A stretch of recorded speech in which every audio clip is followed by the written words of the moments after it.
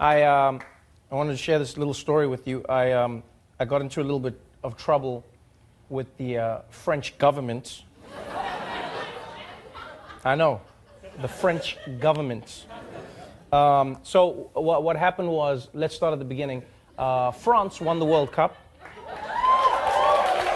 And so on the show, we celebrated that, and I had this joke where I said Africa won the World Cup. Right? Yeah.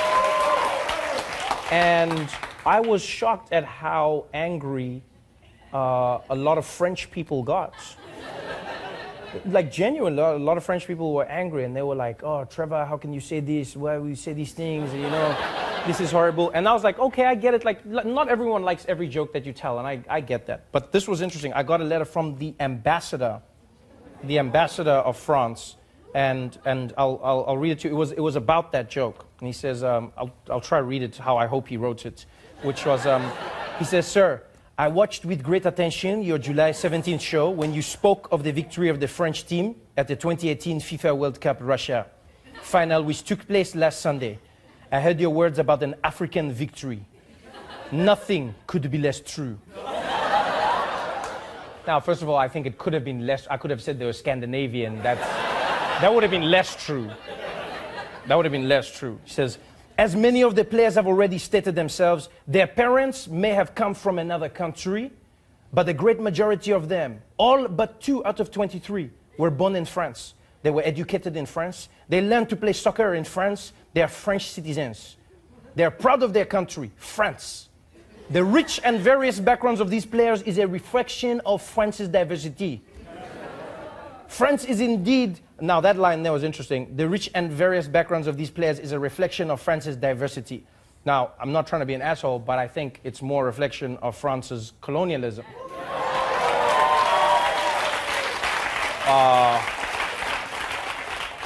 Because it's not like it's just like random play, like they all have something in common.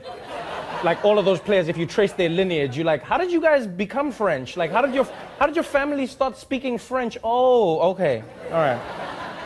And they say here, he says, "France is indeed a cosmopolitan country, but every citizen is part of the French identity, and together they belong to the nation of France. Unlike in the United States of America, France does not refer to its citizens based on their race, religion, or origin. To us, there is no hyphenated identity.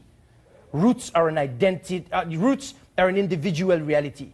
By calling them an African team, it seems you are denying their Frenchness.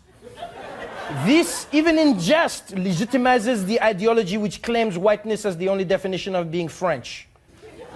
So now, here's the thing. All right, first things first. I understand what he's saying, because I read up on this afterwards, right? I take criticism. I'll listen to what somebody says to me. You know, I genuinely believe you should. And what it turns out is, in France, a lot of like Nazis in that country use the fact that these players are of African descent to shit on their Frenchness, you know? So they go, "You're not French. You're from Africa. Go back to where you came from. You're not French." They use that as you know, as a line of attack. Now, my opinion is, coming from South Africa, coming from Africa, and even watching the World Cup in the United States of America, black people all over the world were celebrating the Africanness of the French players, right? Not in a negative way, but rather in a positive way, going, look at these Africans who can become French. You know what I mean? It's a celebration of that achievement. And so this is what I find weird in these arguments, is that people go, "They're not African, they're French." Then I'm like, why can't they be both? Right? Why is that duality only afforded to a select group of people? Why can they not be African? So what they're arguing here is, in order to be French, you have to erase everything that is African? Because what do they mean when they say that? Our culture, our this, like, so you cannot be French and African at the same time, which I vehemently disagree with. I go, you've seen those players, I love them. Paul Pogba, N'Golo Kante, I've watched all of them. Like, I love those players, and I love how African they are and how French they are. I don't take their Frenchness away, but I also don't think you need to take their Africanness away. you know? And that is what I love about America. America's not a perfect country, but what I love about this place is that people can still celebrate their identity in their Americanness. You can go to a St. Patrick's Day parade in America celebrating that you are Irish. You can go to a Puerto Rican Day parade in America still celebrating the fact that you're Puerto Rican and American at the same time. You can celebrate Juneteenth as a black person and be like, yo, I'm African American, which is the duality of the two worlds. But here they're going, no, you are only French. And here's why it vexes me, to be honest. This is what I find interesting, is like, when I read stories from Africa and when I watch what politicians say, especially in France, about African migrants, when they are unemployed, when they may commit a crime, or when they are considered unsavory, it's the African immigrants. When their children go on to provide a World Cup victory for France, we should only refer to them as France. And we even saw it with that African man who climbed the building to rescue the baby. Do you remember that? We watched him climb that building. He rescued the child. And then they gave him French citizenship. They said, you are now French. So now I'm going, so is he now no longer African? Is that what you're saying? So when he was on the ground, he was African. And then he climbed up, and as soon as he rescued the baby, now he's French. So if he dropped the baby, the African dropped the baby.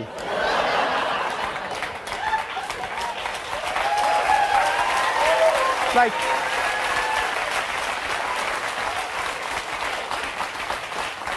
I don't believe that you need, and here's, like I say, again, with respect, I understand what the ambassador is saying. I'm not joining the attack, and I know, don't get me wrong, I know. There's like, you know, we live in a world where, like, nuance is something that is in short supply. And so you will find, you know, in America, for instance, the alt-right saying, that's what we've been saying. They're not French, and we're saying it's like, but if Trevor says it, it's not racist, but if we say it's racist, like, yeah, I'll say yeah. You know why? Because I believe context is everything. There are certain things you can say to somebody that, like, when I say to my friends, what's going on, my nigga? And if a white person came and said the same thing, yeah, there's a big difference. When I'm saying they're African, I'm not saying it as a way to exclude them from their Frenchness, but I'm rather using it to include them in my Africanness. I'm saying, I see you, my French brother of African descent. Do you know what I'm saying? That's what I'm trying to say. When somebody else says it the other way, you can use the same line in different ways. People are like, so it's different? Yeah, it's different. It can be different. It's like somebody saying, oh, so if you play with your naked child, that's a problem, but if what I do it, I'm a pedophile? Yeah. There's a big difference. There's a huge difference. So I will continue to praise them for being African because I believe that they are of Africa, their parents are from Africa, and they can be French at the same time. And if French people are saying they cannot be both, then I think they have a problem and not me.